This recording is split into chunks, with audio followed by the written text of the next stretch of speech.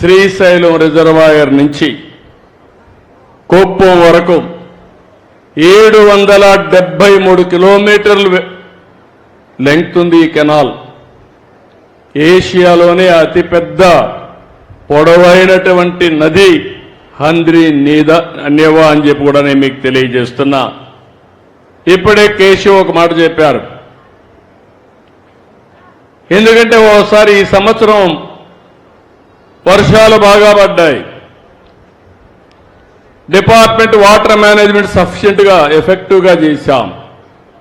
రాయలసీమలో ఉండే అన్ని రిజర్వాయర్లకి అన్ని చెరువులకు నీళ్లు తీసుకొచ్చాం.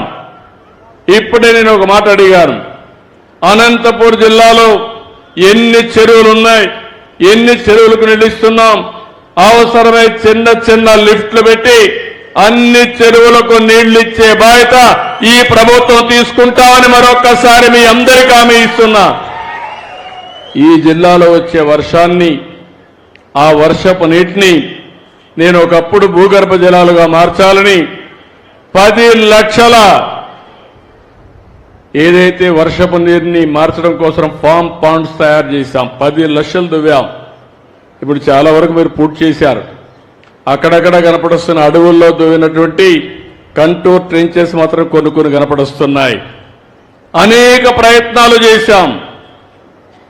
భూగర్భ జలాలు పెంచడానికి, రిజర్వాయర్లో నీళ్లు పెంచడానికి అనేక ప్రయత్నాలు చేశాం. కానీ ఇప్పుడు ఇంకొక కొత్త ప్రయత్నం మీరు చూస్తే హంద్రి నేవా పూర్తి చేస్తున్నాయి.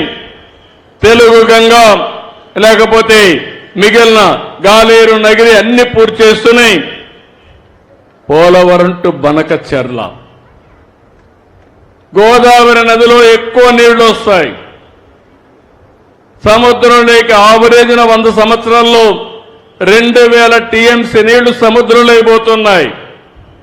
అందులో ఒక 300 టీఎంసీ నీళ్లు మనం తెచ్చుకోగలిగితే రాష్ట్రం మొత్తం సస్యశ్యామలం అయిపోతుంది.